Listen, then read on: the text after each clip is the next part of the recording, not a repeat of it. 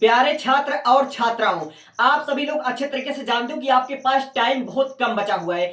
आप लोग इतने कम समय में जितने टॉपिक को कवर कर लो उतने ही आपकी बहादुरी है। ठीक है, तो इंग्लिश के कुछ हम आपको लिए ऐसे टॉपिक लेकर आए जो कि 99% फिक्स है कि यही आएगा।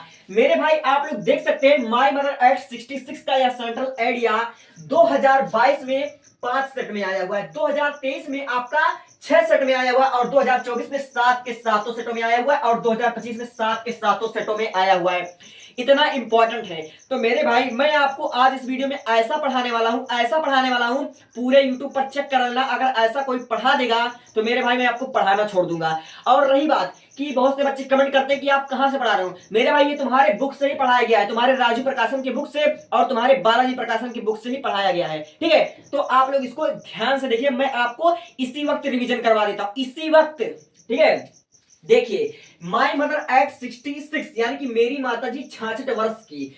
और सेंट्रल आइडिया का मतलब क्या होता है? सेंट्रल का मतलब होता है मुख्य और आइडिया का मतलब होता है विचार। यानी कि सेंट्रल आइडिया का हिंदी अर्थ हुआ मुख्य विचार। हम किसी कहानी को पढ़ते हैं, हम किसी श्लोक को या किसी कविता को पढ़ते हैं, उस कहानी इस कविता से उस सेंट्रल उस मतलब पोएम से जो हमें सीख मिलती है वही होता है मुख्य विचार, वही होता है सेंट्रल आइडिया। ठीक है, यानी कि कहानी का आप लोग इसको उद्देश्य समझ सकते हो या कहानी की सीख भी कह सकते हो। तब देखो हमने यहां पर लिखा हुआ, आपकी बोर्ड एग्जाम में अगर आ जाए तो आप लोग कैसे लिखोगे? आप लोग लिखोगे ageing is a natural process. Ageing मतलब होता है अवस्था। ठीक है, यानी कि अवस्था का बीतना और उम्र बीतना। ठीक है, अवस्था का बीतना या उम्र बीतना। इज माने है, आ माने एक, नेचुरल मतलब होता प्राकृतिक, प्रोसेस मतलब होता प्रक्रिया। यानी कि अवस्था का बीतना एक प्राकृतिक प्रक्रिया है इन द ह्यूमन लाइफ, मानव में। ठीक है, and animal life, and animal यानी कि अवस्था का बीतना या उम्र का बीतना मानव के जीवन में और जानवरों के जीवन में क्या है? एक प्राकृतिक प्रक्रिया है। तो पहले लाइन का अर्थ आप लोगों ने समझा।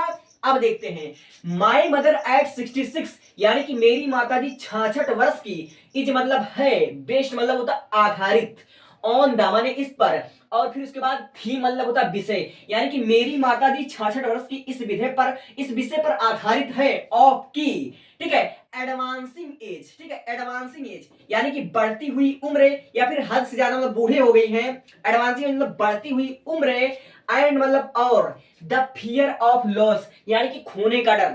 यह जो कहानी है माई मदर एट 66 इस पर आधारित है, इसी विषय पर आधारित है।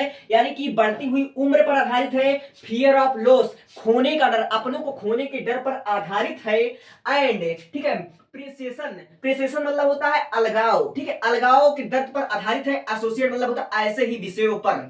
ठीक है, ऐसे ही विषयों पर, ऐसी ही कहानी पर, विथ इट मतलब ऐसी ही कहानी पर आधारित है। अब देखो द पोइटेस्ट मतलब होता है कवित्री। इंजर्ड मतलब होता है गुजरती है या फिर सामना करती है। आ मतलब एक। ठीक है, पिलोथोरा मतलब होता है हद से ज्यादा, यानी कि बहुत ज्यादा, इसको आप कह सकते हो बवंडर यानी कि प्रचुरता। ऑफ इमोशन मतलब होता है भावनाओं के, यानी कि कवित्री अभी भावनाओं के बवंडर में जूझ रही हैं, अभी ऐसे हालत का सामना कर रही हैं। ठीक है, वेन मतलब जब, सी मतलब वह, सी मतलब होता देखती है, हर मदर यानी कि अपनी माता जी को वह देखती है। एजिंग मतलब होता बढ़ती हुई उम्र, जब वह अपनी माता जी की बढ़ती हुई उम्र को देखती है। ठीक है, एंड मतलब और, फील मतलब होता महसूस करती है।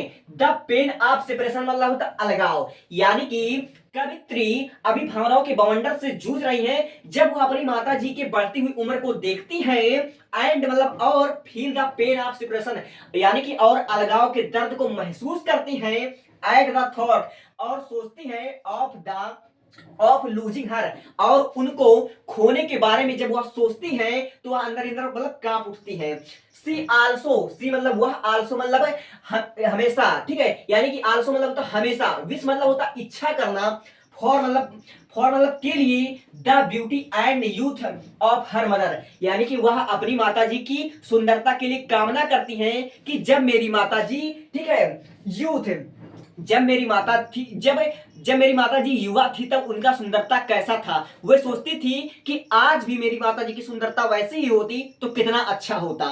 तो आप लोग को मैं उम्मीद करता हूं पहला वाला समझ में आ गया। एक बार इसको और समझाते हैं। देखो लिखा हुआ है ageing is a natural process in the human life and animals, यानी कि मानव के जीवन में और पशु के जीवन में, ठीक है, अवस्था का बीतना या उम्र का बीतना एक प्राकृतिक प्रक्रिया है। ठीक है, माई मदर एट 66 यानी कि मेरी माता जी 66 वर्ष की is based on the theme of advancing as. ठीक है, इसी कहानी पर आधारित है एडवांसिंग एज मतलब बढ़ती हुई उम्र पर, एंड मतलब और द फियर ऑफ लॉस यानी कि अपनों को खोने के डर पर, and separation associate with it और अलगाव के दर्द, अलगाव जैसी विषयों पर आधारित है। ठीक है, देखो the poetess undergoes a plethora of emotion यानी कि कवित्री अभी भावनाओं के बवंडर से जूझ रही है, उनका सामना कर रही है। When she sees her mother aging, जब वो अपनी माता जी की बढ़ती हुई उम्र को देखती हैं, and feel the pain of separation और अलगाव के दर्द को महसूस करती है, at the thought of losing जब उनको खोने के बारे में वह सोचती है, she also wish for the beauty of youth of her mother वह हमेशा यह इच्छा करती है कि मेरी माताजी की जो शुरुआती थी, जो यूथ थी, मतलब जो प्रारंभिक जो उनकी जवानी की जो सुंदरता थी वो काश आज भी होती तो कितना अच्छा होता। तो उम्मीद करता हूं आपको पहला वाला बहुत अच्छे से समझ में आया होगा। अगर आपको समझ में आया हो तो टेक का स्क्रीन, और यह आपके मतलब किताब से ही लिया हुआ है, कहीं बाहर से नहीं पढ़ा रहा हूं मैं। ठीक है, तो टेक का स्क्रीनशॉट।